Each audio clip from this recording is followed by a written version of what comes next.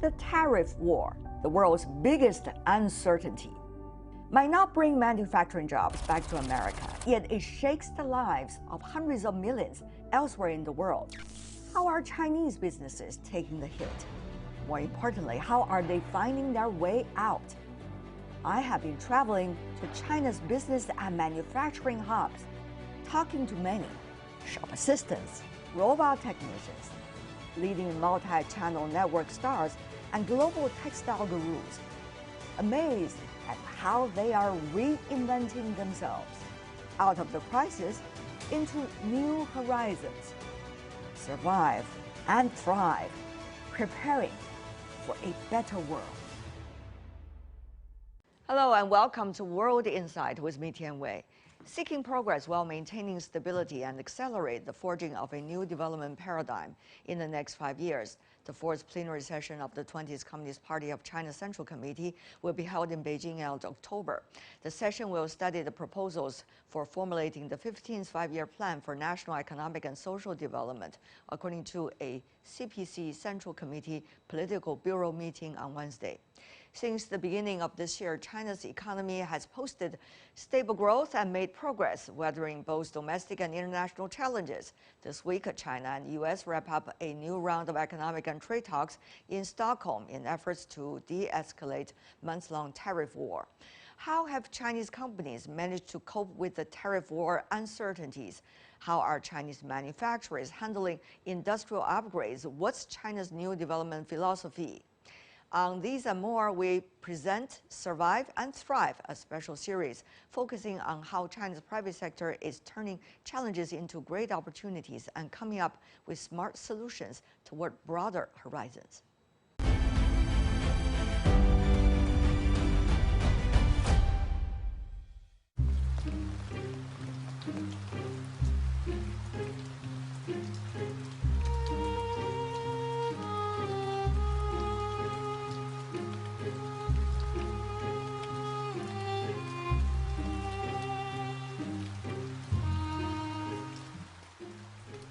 Shanghai, a place that boasts some of the most amazing stories of entrepreneurship in China's modern history.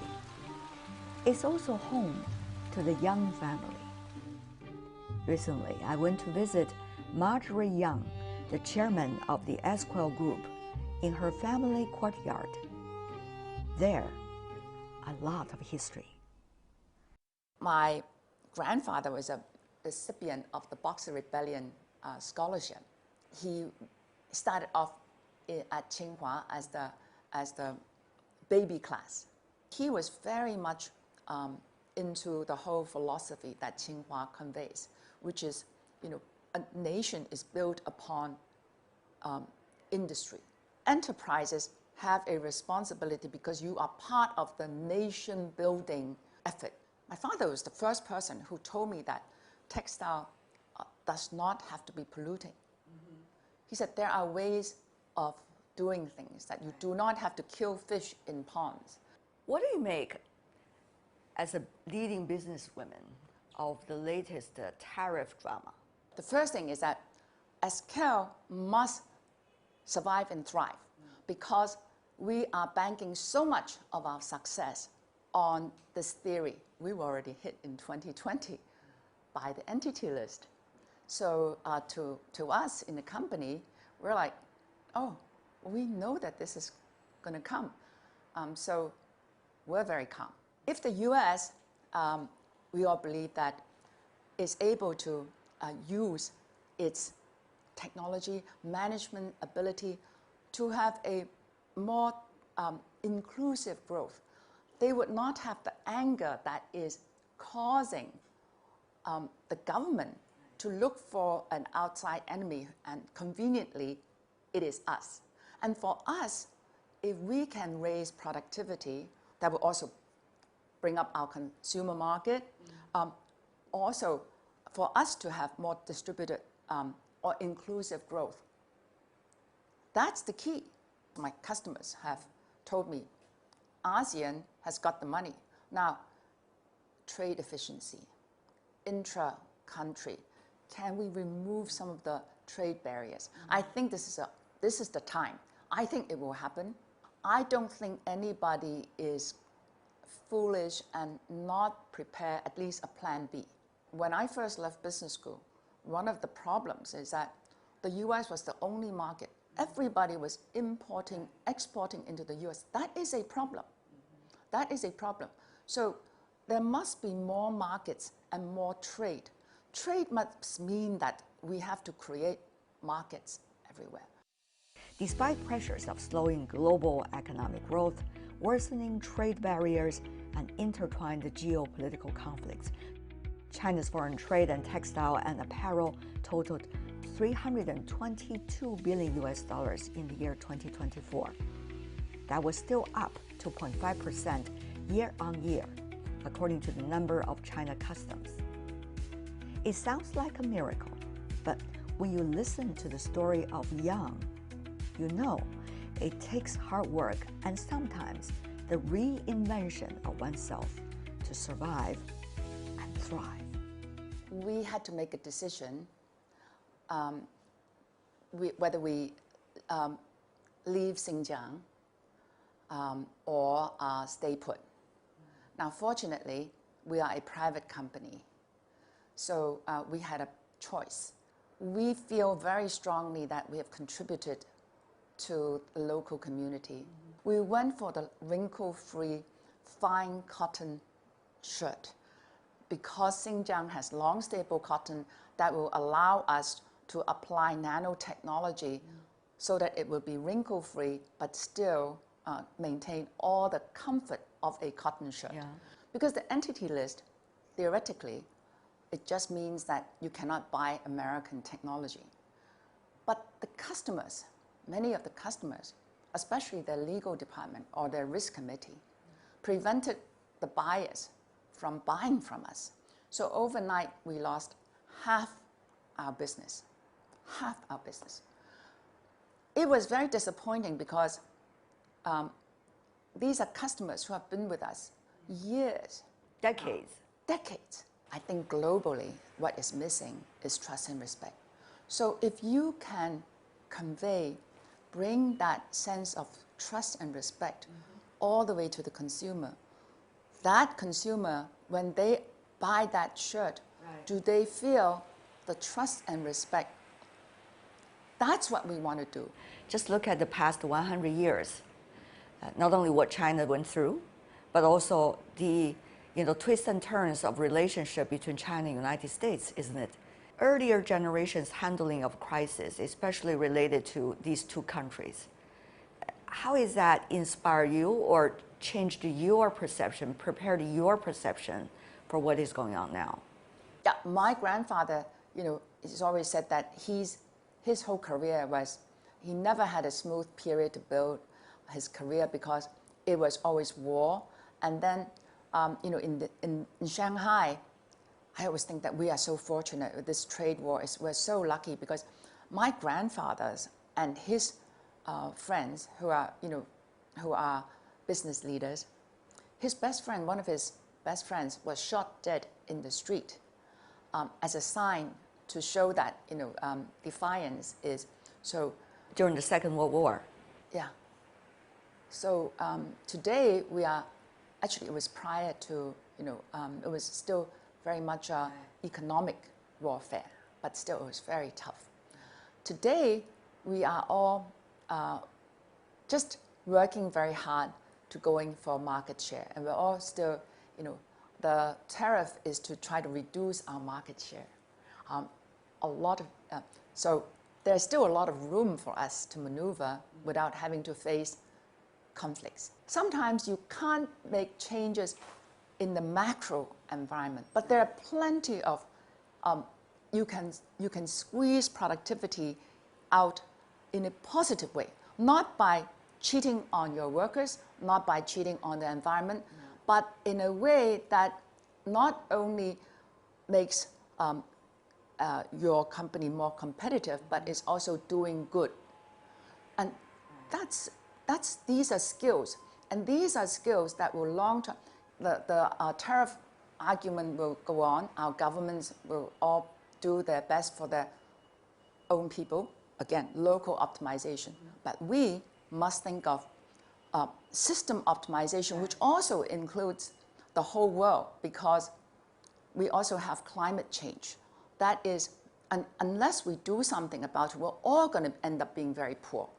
How do you think eventually these ideas are going to rally the crowd instead of the old tricks of geopolitics? Well, the first thing is that SCAL must survive and thrive because we are banking so much of our success on this theory. Right. Once I was I did a class at both HBS and Stanford, and the general consensus is, we really like what you say, but can you make money? Yeah. So it is critical that SCAL survive and thrive. We also have like platforms like Integral in Guilin, where we're featuring what we want to do. We have our brands. But the key, at the end of the day, people are only going to buy in if we can survive and thrive. Yeah. And that would be a signal for others to say that, I'm convinced. I have a very good friend once told me, he said, if you're walking along and you get shot by a poison arrow, what do? Do you moan and groan and say, why me, or who shot me? No, you go and get help. So we face the music. I mean, I've had to call my colleagues and ask them, I thought you said you can't do this before. Oh, boss, we gotta eat. Very good incentive. Yeah. And then I called one day and said, do you have any other tricks up your sleeve that we can make some money from? Oh yeah, boss, we have been working on a waterless dyeing technology for 10 years and we're ready to... I said, how come nobody told me about this before? Did they answer that question?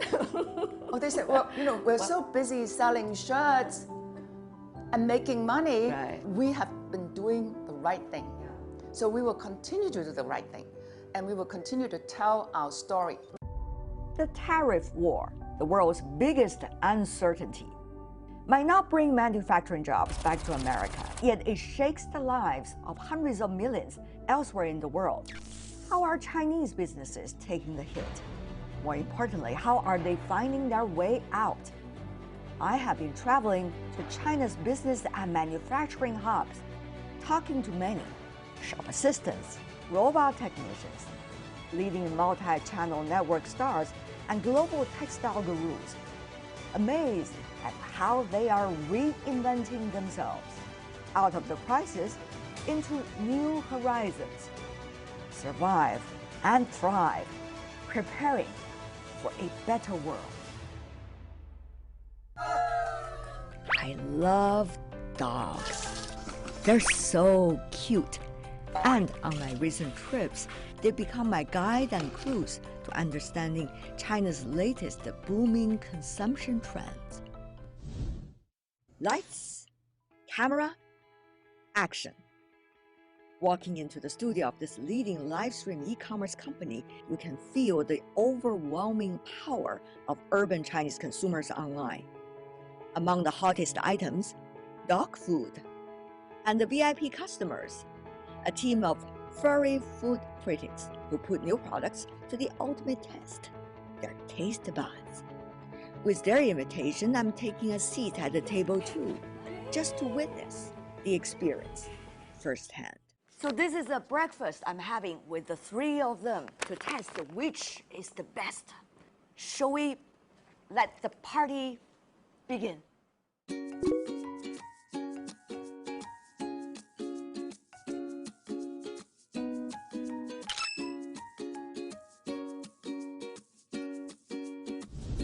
When tails wag and noses crunch up, you know it's a hit.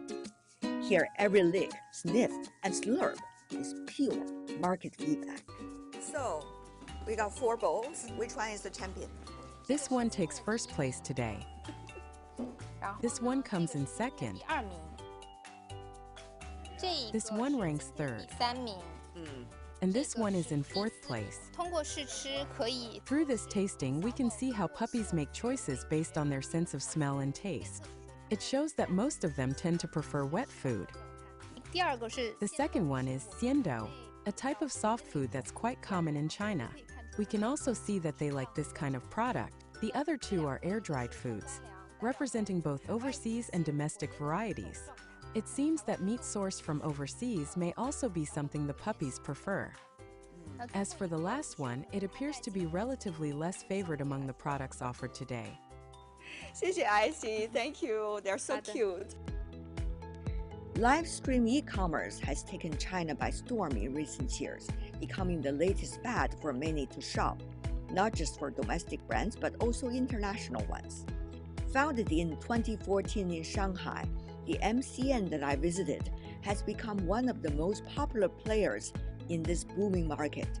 It now boasts 170 million users and partnerships with over 1,600 brands. A walk through one of the company's warehouses was overwhelming already. Literally, everything you could possibly need. Everything. Wow, I've seen so many products along the way. Yes, we have over 40,000 beauty products in our warehouse. For example, in the lead up to the major shopping festivals, we usually select over 500 items a day just in the beauty category. 那现在有一些 What kind of products most popular these days? There has been a clear trend in the past couple of years. We feel a growing confidence in domestic brands. First, domestic brands have been improving with better technology. More and more Chinese brands are developing their own ingredients and moving towards a more ingredient-based and efficacy-driven strategy. Consumers are increasingly convinced that domestic products can be just as effective as international luxury brands. 除了国货以外呢，就是功效国货以外呢，第二个就是 Beyond just the functional benefits, consumers are also looking for products that offer emotional 情 value. 绪价值的产品里面，情绪价值其实挺多元化的。 It's actually quite diverse. For example, some products have exceptionally thoughtful design details.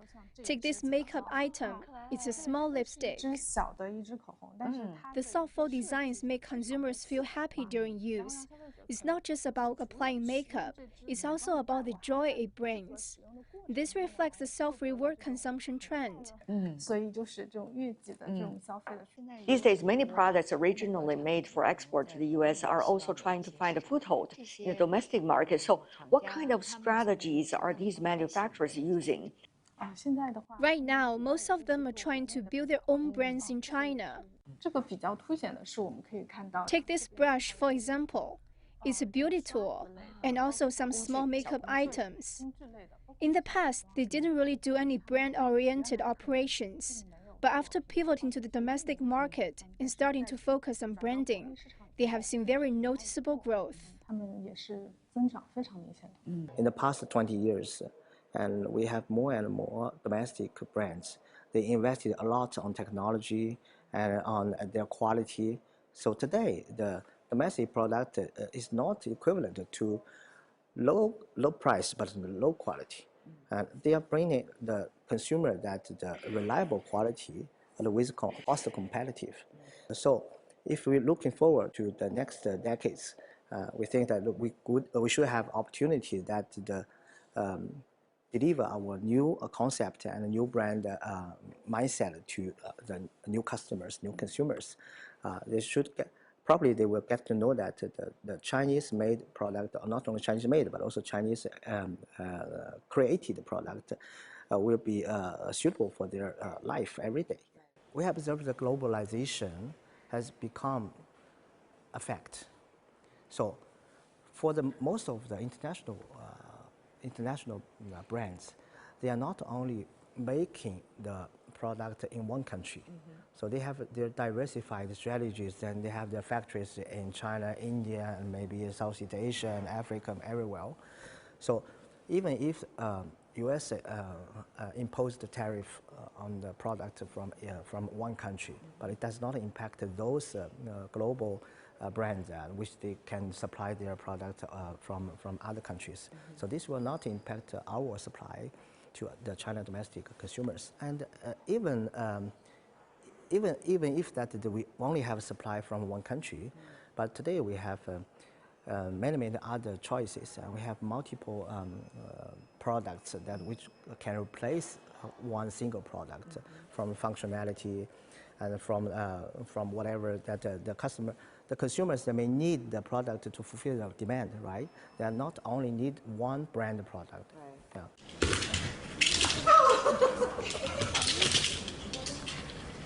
From playful pets, now we move on to equally cute and powerful robot pets. Right now, I'm in Hangzhou, where the future walks on 4 mechanical legs. Oh boy, I was really having some fun. Good boy. This is one of China's homegrown robotics innovators. These robots take the shape of man's best friend. They walk, jump, and yes, even carry me around. So now I'm standing on top of him. Let's see.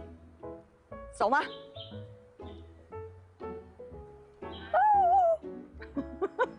This is fun. I like it. So can we lower it? 我们把它降下来，可以吗？真棒。Very nice. I like this. This is Mr. What's Up. 这个是我们的技术工程师是吧？他来帮助我。好，我们再来一遍。Once more. I need to stand well. Very nice. So, wow. A straw.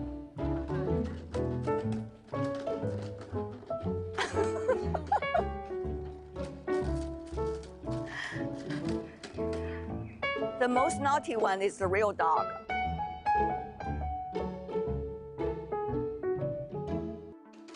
And with just a few taps, commands come to life in a seamless choreography. It's innovation in motion. 啊，这就是咱们的所有的。对，这个就是我。This is our full robot family lineup. 这位是我们的那个人。This one is our humanoid robot. For now, it's mainly used in education and research. This is the X30 we just saw.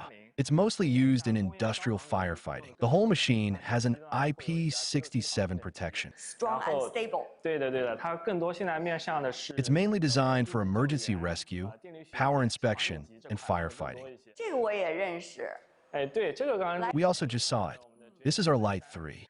It was originally developed for education and research. 是现在其实我们发现它在一些。But now, it's often used in performances and for interacting with children. 这个是最新的是吧？ 4月底刚发布的我们的。This is our newly released Lynx M20.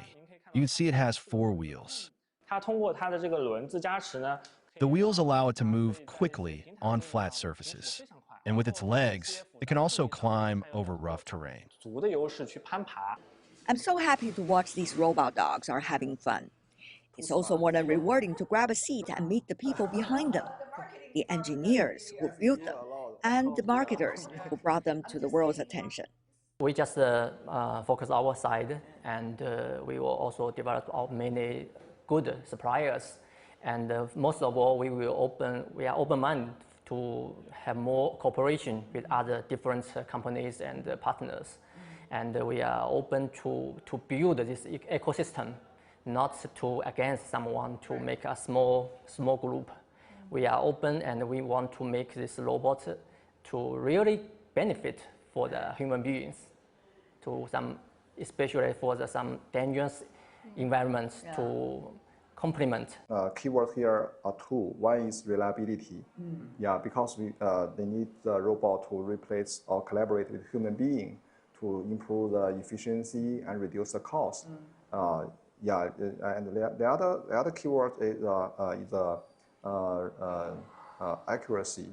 So robot, they will do the work exactly as the command. Yeah, so we feel in US, customers are very happy with our robotic applications for not only ROI, return on investment, but also efficiency. Yeah. So what is it like, to have development stages all at the same time? First of all, we have more applications than the last mile applications. So that's for the inspection and the rescue mission, surveillance. and so many other applications. And we normally like this, we first develop the body, the platform, normally for the locomotion and perception. This is the body side. Yeah. And second, our partners, they will integrate their application or some software platform on our platform. So together we can make a whole solution for the end users. Talk about the applications. For example, retail, one of our segmentations industry use cases in the United States as well. So to avoid the data sensitive or some privacy issues, we focus basically at the beginning, we focus on to inspecting the goods. For example, in retail, like in supermarkets, in a lot of retail stores, our quadruped dogs can do inspection and do goods counting. Right. So the itself just focus on the goods itself, not to collect the data of the young people. There's a lot of talk about competition and even rivalry in the tech world. What about for technicians like you, or people who are in the marketing business, but actually you are doing something about innovation? So tell me more about that. What do you think? For our product development, we normally focus on the hardware and software. For the supply chain, we normally use our domestic ones. This is enough for us. I see. Yeah. So not affect us a lot. I see. We are very expertise on our robotic AI platform, which is a locomotion and routing like Mr. Zhou just introduced. At the same time, in US, they have more software expertise company. They have their algorithm. United States today, they are very concerned about data security. So we rely on them to do the application layer. We want to deliver very strong and stable products to our end users. So this is our target. So I think in the future, we will go on, continue to this path. There's a lot of debates, even in the United States, as to what the policy should be toward China, for example. Some would argue there needs to be a disconnect, a de-risking or decoupling. Others say if decoupled, it means only encourage China to do more innovation. I really wonder, how do you, as one of the leading unicorns here in China, think about this? Nowadays, the information transfer much faster than 20 years ago. So there's no way to stop the globalization, I think. The trade or the cooperation will make the market or the business more bigger. So I think cooperation is open to not some disconnect is better for the world. That's especially for the young people and for like me, the technicians, for the developers, we really need to cooperate and to communicate, not disconnect. After chatting with them for a while, it becomes clear why, despite fierce global competition and the impact of geopolitics on tech products, they are doing remarkably well, not only surviving, but also thriving. From wagging tails to walking bots, from playful bites to innovative bites, this is the engine driving China's growth: smart consumption and pragmatic innovation.